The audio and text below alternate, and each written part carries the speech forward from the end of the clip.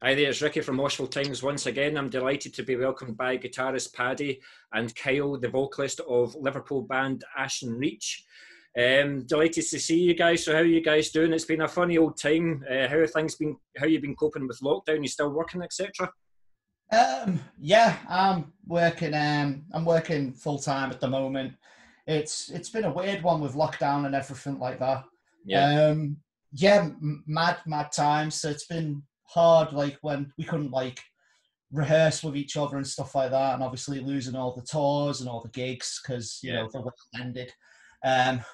Yeah, but we managed to write the album, and that's all good. So yeah, the time was well used. So were you working from home, or have you been back in the office, or? Oh, I work in a shop, so I've been front line the whole way through on that one. Yeah. I didn't get the luxury of working at home. Yeah. Although it'd be a bit weird, just like having people coming to my house going, "Do you want to buy some veg?" Like, What about yourself, Paddy? What have you been up to? Just looking for work. Spent most of my lockdown trying to find just something that's kind of, got with the band in mind, like something that's where the weekends aren't intruded upon too much, and then super late nights and stuff. I'm trying to find something that's like that I can, thinking ahead, like out of the other side of lockdown, something that will kind of work well around the band environment, basically. But I've been doing bits and bobs, bit of this, bit of that, but still looking for something that's kind of solid. But again, with the whole lockdown thing going on, the first couple of months of it all, I was just kind of sitting off, just trying to see how things played out and stuff, because there's so much going around with the different bits of information. It seemed to be affecting everyone differently. Everyone had a different story about what happens to you if you get it, and it was all very up in the air, so it was hard to kind of judge when is the right time to start being proactive again, and when is it going to be safe. But I kind of strange how quickly everything just returns to normal, even though the thing hasn't gone away yet. All the roads are chocker. Yeah. As if nothing's going on. People are going out with masks, without masks. It's just like, I don't know what the score is, really. Yeah. It's a weird one. Definitely. I think people are just getting fed up. Even in Glasgow now, that's the local restrictions. You can't go into other people's house again. It's just absolutely crazy. I just wish it would hurry up and end. I know, it's not very good. Being stuck, not being able to do basic things like, just go out for something to eat or get a pint or just do anything. You've got to kind of... It's kind of strange, like you can't go into other people's houses, but you can go to the pub. So it's all right, I won't see you at your house, but I'll meet you at the pub then. That's no bother. Yeah. It's a very weird moment right now, weird time. Yeah. It's like I can't go my nan's, but I can go on the Oblivion with her in Alton Towers. That's sound, that. Bit weird. Well, and so you've already kind of answered the question then. So with the lockdown still pretty much happening here in Scotland, you guys seem to be like a few weeks ahead of us. So how are you guys communicating your ideas to each other with the songs and stuff? How are you doing it? Well, we've been able to go back into the studio, into the rehearsal studios and stuff like that. Obviously, there's a lot of cleaning and there's a lot of like different things going on. Like you've kind of got like you've got like little squares. Yeah. Where you should be standing and stuff like that. So we've been able to see each other, but obviously we've got like, group chats and stuff like that. We have like video calls and everything. Yeah. But we've actually been able to see each other again since August. We could start rehearsing, wasn't it? Something like that. Yeah, around then, yeah.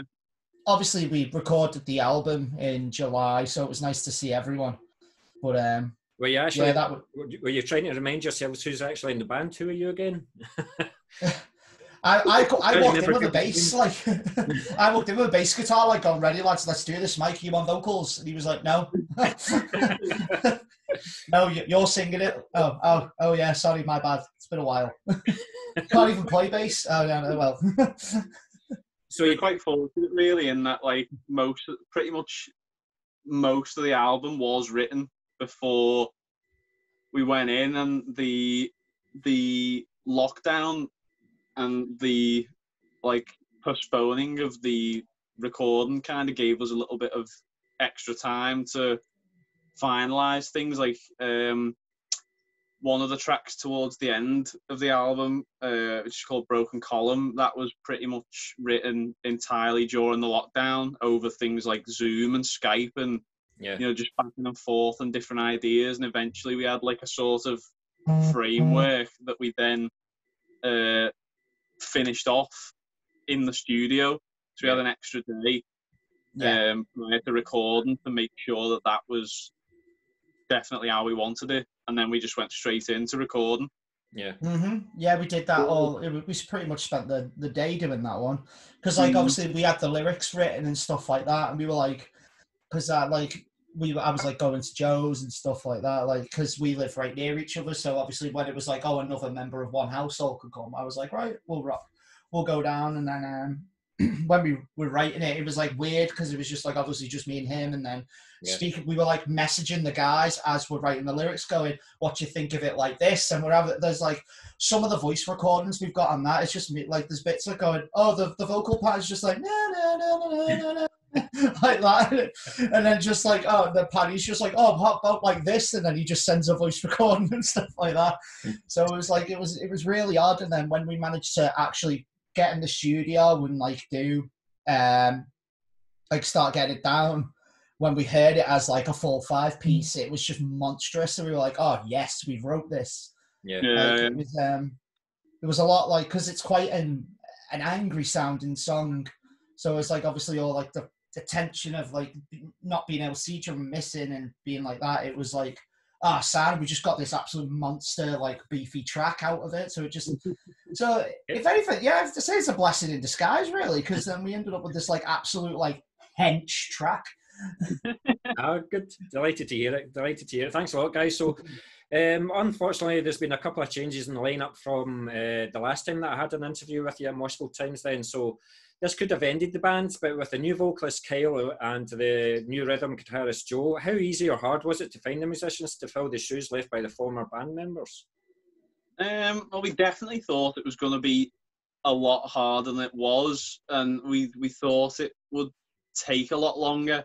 But we just put out a couple of ads on Facebook. We posted about it. We messaged different people about it, people we knew within the music scene and stuff, and just like, ask around, is anyone, and it kind of came together pretty quickly from the last two members leaving to getting a full lineup together and being in a rehearsal room writing new songs. It was maybe 2 or 3 months, something like that. We came by Joe first. We asked people to send in videos of themselves like playing along to one of our older tracks. So that we could get an idea of what they sounded like, sort of thing.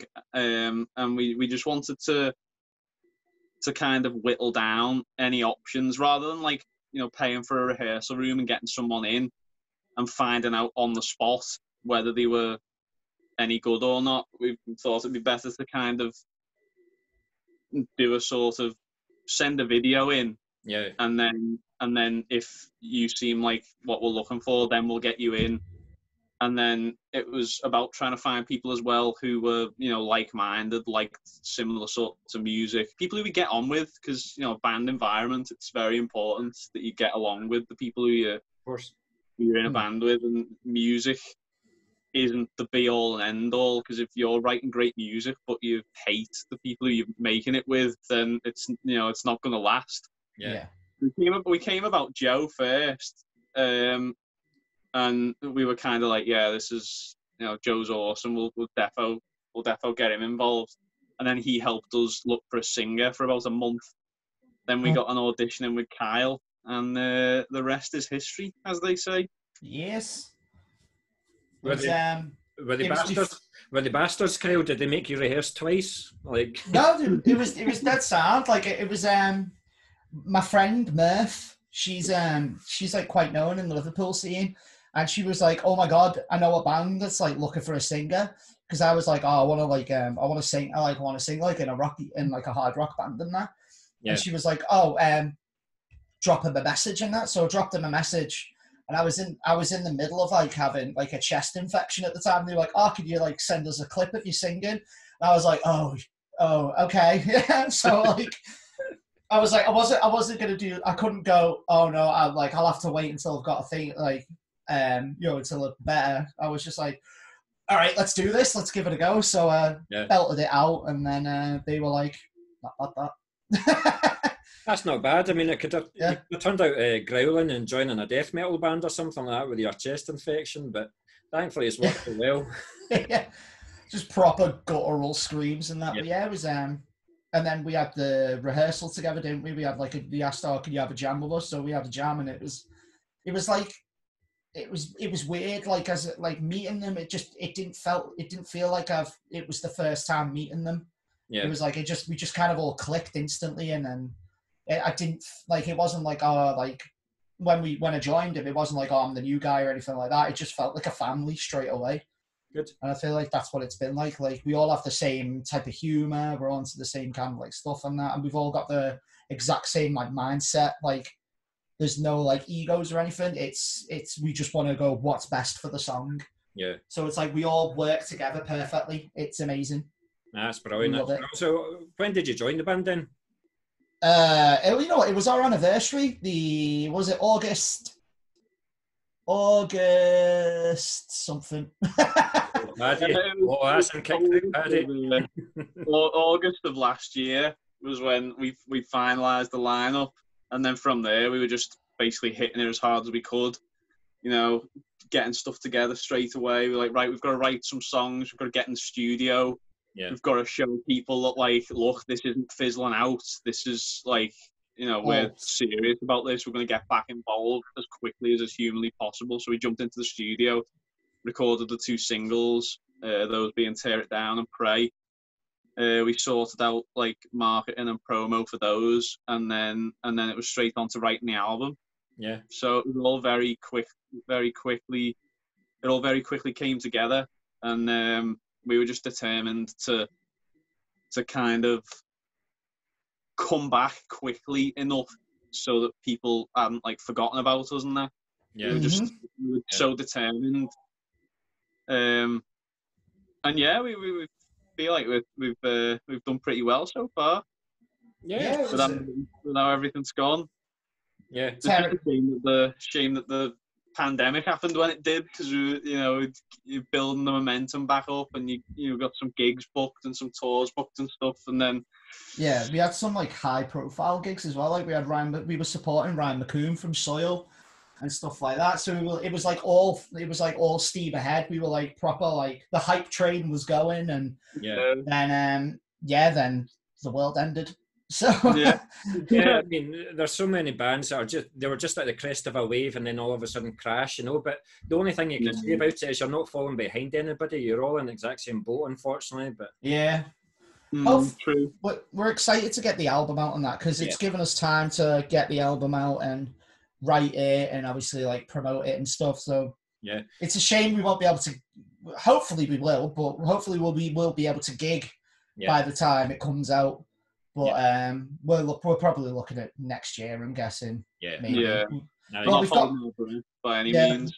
Yeah. We've got Planet Rockstock in the 6th of December, so we're praying that'll happen, because that'll be amazing to perform there. That'd be awesome. Yeah. There's so many sick bands playing that as well. So it'd be really nice to actually get back on stage and at least have one gig towards the end of the year. Yeah. No, meet some people. Yeah, I want to meet new peeps. That's it.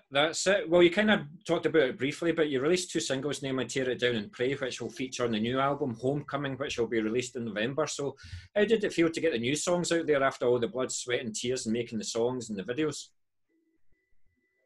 We were just excited. We were just raring to go. Like, I mean, we were so eager to kind of jump back in and let people know, look, like we're still here, you know, we're back, and You're stronger than ever. Stronger than ever. So we were just excited. We were eager to hear what people thought. We were eager for people to, you know, people are going to be vocal about the, you know, different. Well, to be honest, we were expecting more people to talk about the differences and stuff, but most people just kind of were like, "Oh, you're back and you sound better than ever." Like, but there wasn't too much emphasis made, which is good. We just wanted like a smooth transition and not to be lingering on anything in the past. We just wanted to get going and let people know we were back, and I feel like we did that pretty well. You know, we accumulated quite a lot of momentum, quite a lot of followers. We did plenty of gigs. You know, we hit the ground running, which was I don't think we could have done it any better than we did. As I say, it was a shame that all this kicked off when it did, but we bounced back before, and we're just eager to get all this out the way now and get back in again. Tear It Down went so well when it came out, like first time. Like, what is it? We've had like 23,000 views on Facebook and nearly 25 on YouTube. 24,000, something like that. Yeah, so it's like Tear It Down itself, and then obviously Tear It Down's been on like loads of different radio stations and stuff like that, and it's been it was really good. And then everyone was like, "Oh, this is really good." And then we released Pray, which we were so excited for, but we were like a little bit nervous because we were like, it's so different to Tear It Down. Like, we wrote Pray as a psychological thriller. You know, like, so we wanted it to be in the same vein as, you know, when you watch like a horror movie. Yes. And you're like feeling a bit uneasy, but you're watching it going, this is amazing, but you're also feeling a bit on edge. That's what we wanted with Pray. Like, we wanted it to feel creepy. But then, like, if you just listen to it, like, oh, this is a really good track. But then if you like proper listen to it, like all the little notes, like with the heartbeat and the fact that and the breakdown where I'm singing a thousand pictures on my screen, if you listen, you can hear Paddy speaking it like really like dead and monotonely, as if that's the killer saying it, like stuff like that. And then like obviously the phone ringing and stuff like that, and the heavy breathing. So like people will be like, all right, this is actually really creepy, proper unnerving. And we got that. A lot of people are like, oh yeah, it's like a really on edge song, but then they're like, oh, it's really catchy though. And it was like, good. That's exactly what you wanted to do, though, eh? Yeah, that's exactly it. We got what we wanted and we were happy with it. No, excellent. But the reason, well, one of the reasons for interviewing you today is the third and final single to be taken from the album. So the song's entitled Epiphany. Did you have plans to release this album much earlier in the year? I think it was February your second single was released, wasn't it? Yeah, and we were going to release the album, like we were hoping like May time, weren't we, originally? Yeah, around then, like, yeah, 100%. Strange. Yeah, like May, June. So it was like, so we didn't really have a third single planned. Yeah. Because obviously Pray was so close to it, but obviously with the times change, with what's happened with the world and that, obviously our album got pushed back all the way to November. We wanted to release something as well, you know, to go like, just so the gap between February and November's we didn't want it to be too long. Yeah, so we were stuck between like three songs because we all really liked them, and then because we had, what was it, Heir to the Throne and Broken Column. We were like, it's kind of a good, like, we had the luxury of being a bit spoilt for choice about what to release. We settled on Epiphany eventually. I think it was the right choice. It's got it's got like a totally like huge arena rock vibes. It's like sing-alongy, it's epic, it's all the things you want. Like, it's even got like chanting in it as well. Yeah. Like if you're in the like when after the intro, when it drops to the verse, when the drums are doing like kicking in and stuff like that, you just hear like it's all five of us actually doing like a oh in it. So it's like, so you can just hear this like chant going all the way through while I'm singing over it and stuff like that. So it's like, it's got this really like original, like different vibe to it, and it's like it's so, like we were like, oh, it's got to be this. We just got so excited.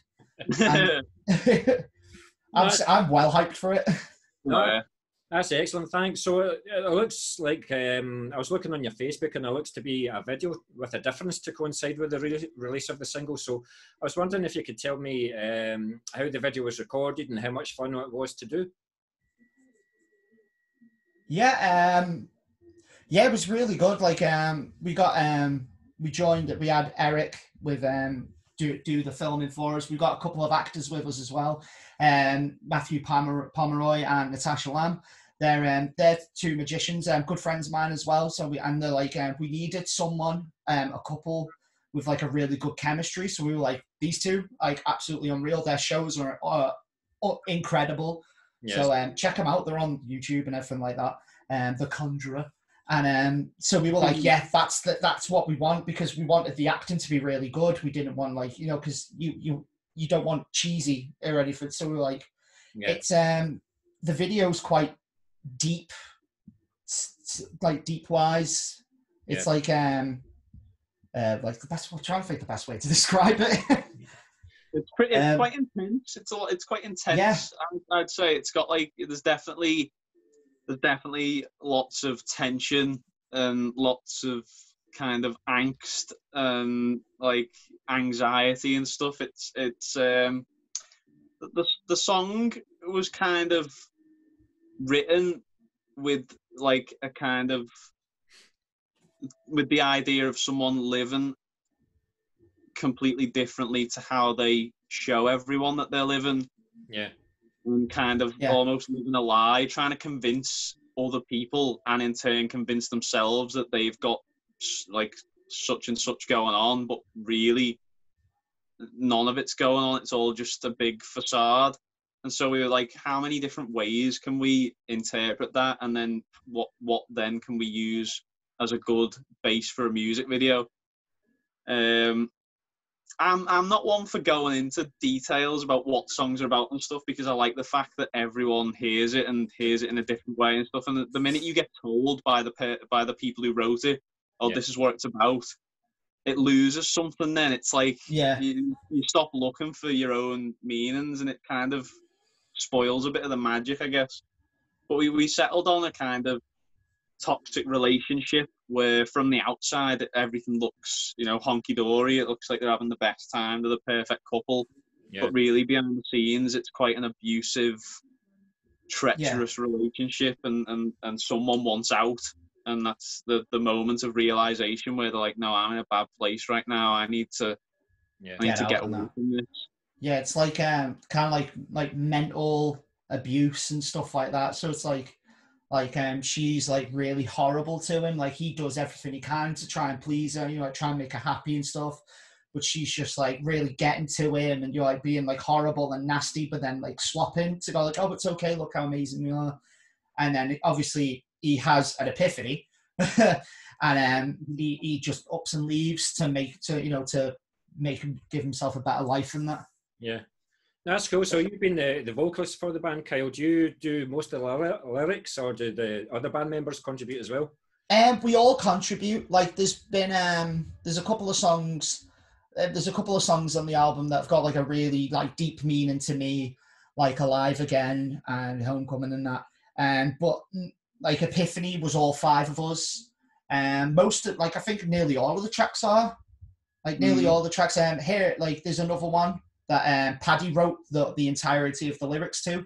And he was like, oh, have a look if there's any changes. But to be fair, there wasn't any, was there? I was like, these are spot on. Like, I kind of got, I don't want to say I got lucky, but it was quite nice to just send something out and go like, what do you think of this? And then nobody really had any criticisms. They were just kind of like, I was pretty happy with that. It was one of those songs where it, like, I didn't really have to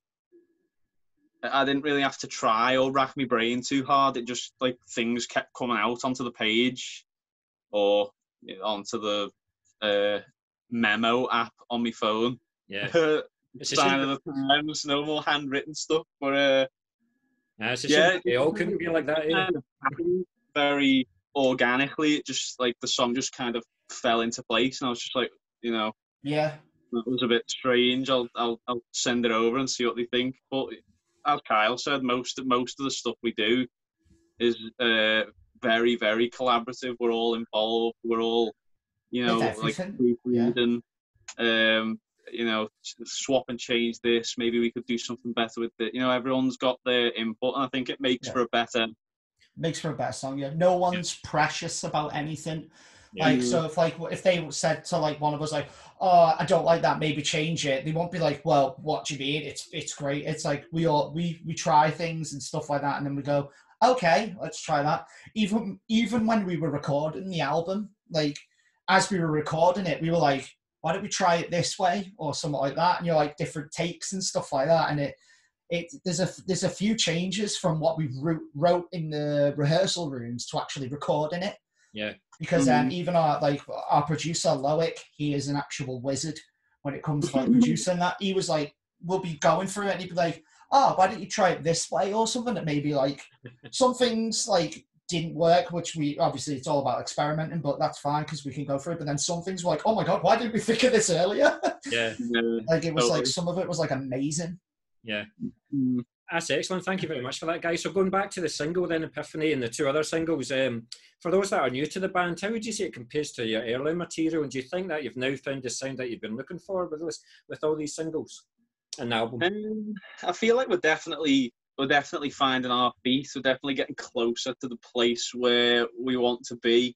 To touch on the last point about the collaboration, with everyone being so involved in the writing process, and you know, 99% of all aspects of the writing process, it definitely makes for a product that everyone's happier with.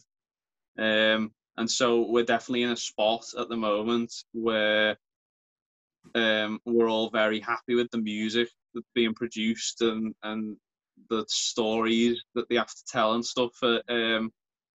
Obviously, we're a band in a relative infancy with relatively low budget to what, you know, the big dogs are running with, you know, with the financial backing of labels and stuff. But I mean, for us, the way I see it personally, and I'm sure the others would agree, you know, this is just the beginning. The sky's the limit. Obviously, you've got financial limitations. We had the limitations of COVID, where everyone had to be in the recording studio, like the booth, in isolation, and we had to like stay in the lobby area or the lounge area and kind of keep out the way of each other and stuff. And so that kind of, it impeded a lot less than we thought it would, but it's still nice to have everyone in the room and, you know, just take in the vibe and be able to discuss ideas in the moment and stuff. But I mean, the sky is the limit. If things took off, and we definitely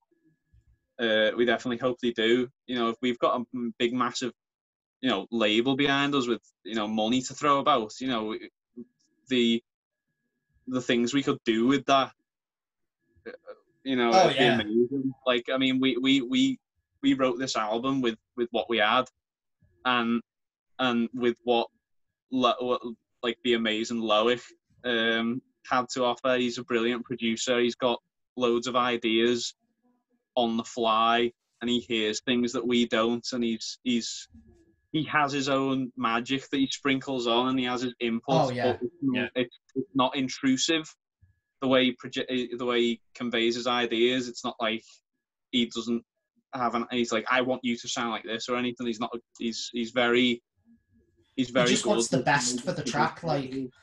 But he's on the same page as us as well. So it's like we're all on the same page together. And like he's so passionate about his recordings and stuff like that as well. He's not just like, you know, you can just get somebody just press record and just leave it. Like he has like a proper passion for the craft of music as well.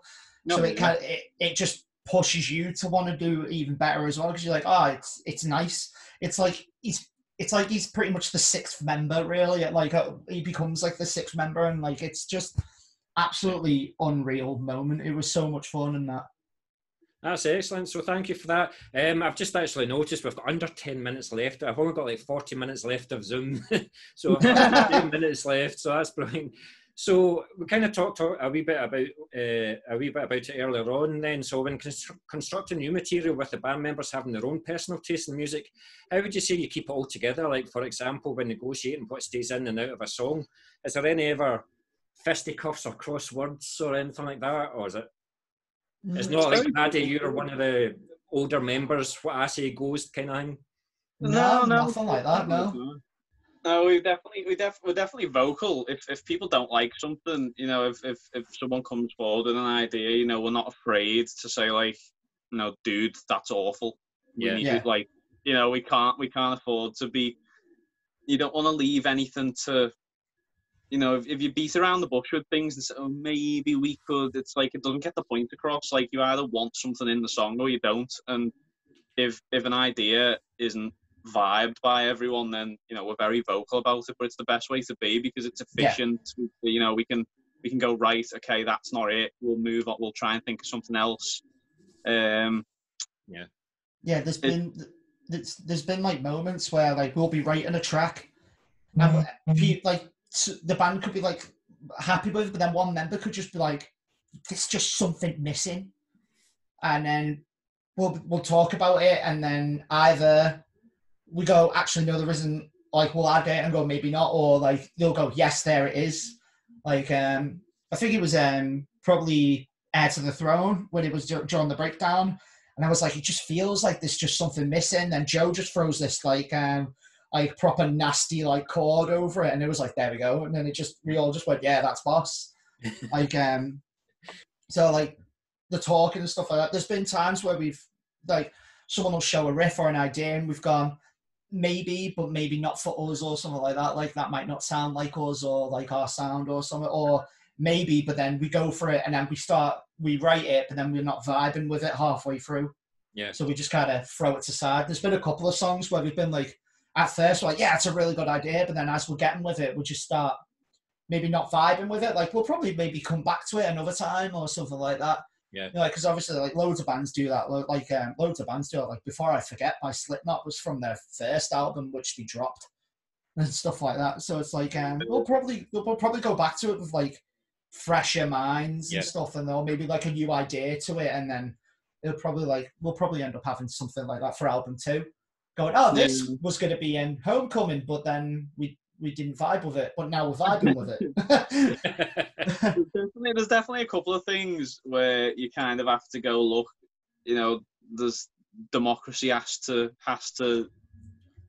be enforced at some point if we're trying to get somewhere, and, you know, things are kind of grinding to a halt. But most of the time, we try and do our best to make sure that everyone's happy. Yeah. And as I say, you know, with this album, you know, I think I speak for everyone when we say we're all extremely happy with all of the songs, the final product. We're just so excited to kind of see what other people think now. Yeah. That's excellent. I've actually just been sent it by Enso, and that's my next question. So you've been signed to the growing Enso Music Management company for a while now. So how did that come about, and how's the relationship been so far, and what do you hope Enso will bring to Ashen Reach? No, it's been great. I mean, Rachel's awesome. We speak to her regularly, you know, multiple times a week. She's forever getting pestered by us, like, you know, what are you doing? Can you get on this? Can you get on this for us? You know, we're pretty non-stop, and it can be quite intense. But you know, I think she loves us, and the relationship is awesome. You know, we got, you know, tours booked through Rachel. We've had gigs booked. We've had, you know, promotion things sent off to places and stuff. She does a lot of admin. I mean, we do a hell of a lot ourselves. Like, particularly Jess, our drummer. She's like, she doesn't stop, like, ever. Like, she doesn't. She's always doing something, whether it's sending an email, doing some artwork. You know, she's always on it, like, and so you know, a lot of credit has to be given there. But anything else we need from the admin side of things, and you know, Rachel's the one with all the contacts, with all the email addresses and stuff. So if anyone can do stuff to the ears that we want to hear the music, then it's her. You know, we've been with her for ages now. I can't think exactly. It's well over a year, probably close to 2 years. Yeah. She's boss. Like she's dead helpful and dead nice, and she passionate as well. Like she genuinely believes in us as well. It's not like, you know, when you get people who be like, oh yeah, really good. Like she genuinely, like you could tell. What, you know, when you can tell with someone, it's like genuineness with them. Like she's a proper genuine person. Yeah. So it pushes you more because you're just like, yes, people believe in us and that. No, I've got a lot of time for Enso. I speak to Rachel and Nella and myself. I've got a lot of time for them. Right, Paddy, I have got 1 minute for you then to tell me the guitars that you use for Ashen Reach. What's your make and model of guitar then?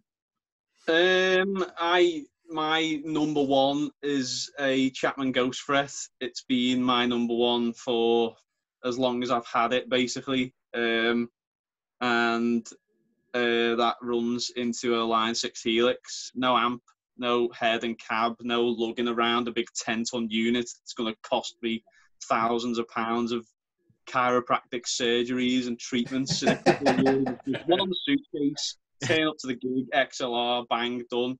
What would you do if a string breaks at a gig then? I'd just have to blag it. Actually, no. I've had on our last tour, we did a tour with we did a tour with Farron. The guys in Farron are awesome. We did a tour with them, and we did a tour with Killing Over, A Ritual Spirit, and Nocturne Wolf. And on both tours, myself and Joe's strings went like on multiple gigs of the tour, and I was getting, you know, tons of pats on the back for finishing 2 shows with 5 strings. You know, there's no time to be, you know, there's no test to pass it to who's got a, you know, fresh guitar. Aye. You know, you just got to blag it till the end. But now if a string goes, it's just, you got to finish the set, you know. But the best thing I ever did was I got an Evertune bridge fitted to the Ghost Fret, and it's just unbelievable. The guitar stays in tune forever. If a string breaks, each string is in its own little network of springs and magic fairy dust, and so even when a string goes, it's the rest of it stays bang in tune. So that's absolute godsend for touring and stuff. Excellent. You've got about 20 seconds, I'm afraid. Kyle, what microphone do you use? I use a Line 6 wireless one. Hey. That was easy.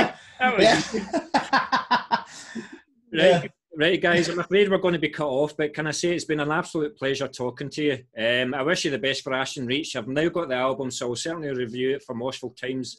And with this interview, I'll send you all the links. It'll be plastered all over social media.